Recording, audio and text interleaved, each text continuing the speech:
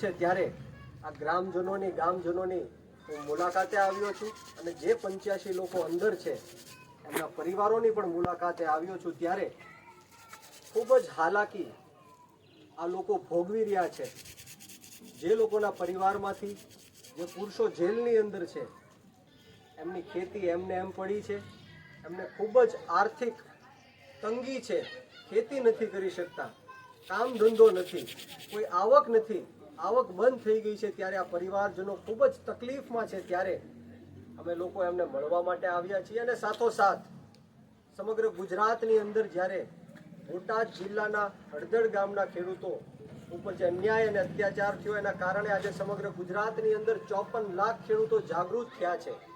આપણે એપીએમસીઓમાં જોઈએ છીએ, માર્કેટિંગ યાર્ડોમાં જોઈએ છીએ કે જ્યારે ખેડૂતો સાથે અન્યાય અને અત્યાચાર થાય છે ત્યારે અવાજ બુલંદ કરે છે। એનું કારણ બોટાદ જિલ્લાના ખેડૂતો છે ત્યારે એમની સાથે આમ આદમી પાર્ટી ઊભી છે। અને સાથોસાથ સમગ્ર ગુજરાતની અંદર આમ આદમી પાર્ટી દ્વારા કિસાન મહાપંચાયતનું પણ આયોજન કરવામાં આવે છે ત્યારે આપ સૌ જોઈ રહ્યા છો કે જે રીતના સાથ સહકાર મળી રહ્યો છે એ ખૂબ જ સારો એવો સાથ સહકાર ખેડૂતોનો મળી રહ્યો છે।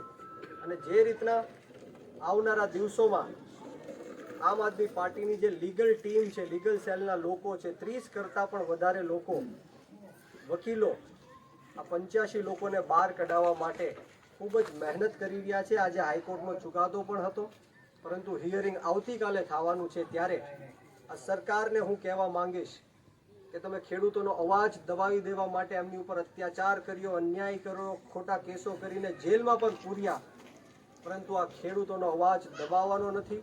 આ ખેડૂતો પોતાના હક અધિકાર અને ન્યાય માટે જે વર્ષોથી લૂંટ ચલાવવામાં આવી રહી હતી આ ખેડૂતો ઉપર એ અમે સંપૂર્ણ રીતના બંધ કરશું। આવનારા દિવસોમાં અમે આંદોલન કરવું પડે તો પણ કરશું, પરંતુ આ 85 લોકોને બહાર કાઢીને રહેશું।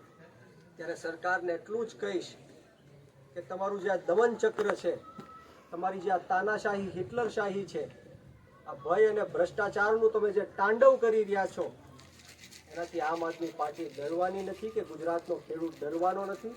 તમે ગમે એટલા અમને દબાવવાના પ્રયત્નો કરો, અમે મજબૂતાઈથી અને તાકાતથી ઈંટનો જવાબ પથ્થરથી દેવાના છીએ। અને આવનારા દિવસોમાં તમને ખ્યાલ આવી જશે કે અમે છેલ્લા શ્વાસ સુધી ખેડૂતોના હક અધિકાર અને ન્યાય માટે લડતા રહેશું।